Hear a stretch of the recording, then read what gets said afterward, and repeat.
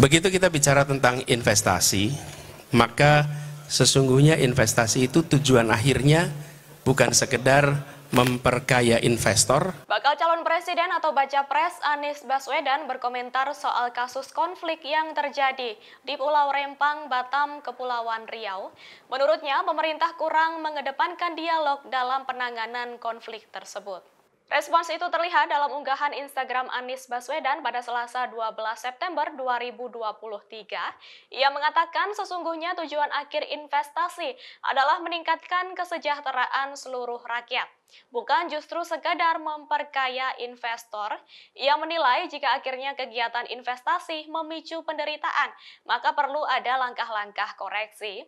Anies pun membandingkan kasus saat dirinya menjabat sebagai Gubernur DKI Jakarta 2017 hingga 2022. Dirinya saat itu berdialog ke masyarakat Bukit Duri dan Kampung Akuarium, yakni ketika daerah itu digusur oleh pemerintahan sebelumnya, yang akhirnya ia memutuskan untuk membangun rumah susun untuk warga setempat.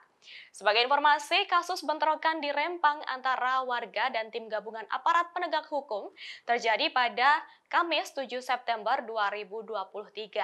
Bentrokan itu muncul karena warga menolak pengembangan kawasan ekonomi Rempang Eco City di lokasi tersebut.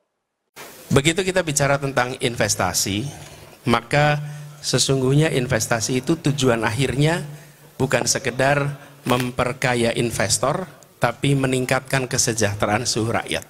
Nah, kalau kegiatan investasi justru memicu penderitaan, justru memicu kondisi yang tidak sehat di dalam kesejahteraan rakyat, maka ini perlu ada langkah-langkah koreksi.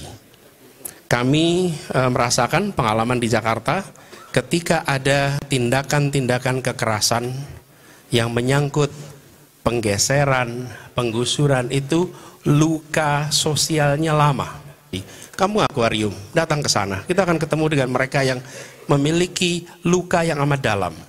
Nah, kami melihat pendekatan yang penting adalah pendekatan dialog, bicarakan baik-baik, apalagi ketika kita berbicara tentang proyek yang jangkanya amat panjang. Lebih baik dilakukan pembicaraan panjang, rumit, ribet, tapi melibatkan semua, dan sampai pada kesimpulan yang diterima, baru kemudian eksekusi. Dengan cara seperti itu, maka kita akan bisa merasakan pembangunan yang prosesnya dirasakan sebagai proses yang baik, yang benar. Dan bila kita yakin bahwa pendekatan mengandalkan keadilan itu dijalankan dengan benar, dan kami yakin itu, maka ketenangan, keteduhan akan hadir. Terima kasih sudah nonton. Jangan lupa like, subscribe, dan share ya.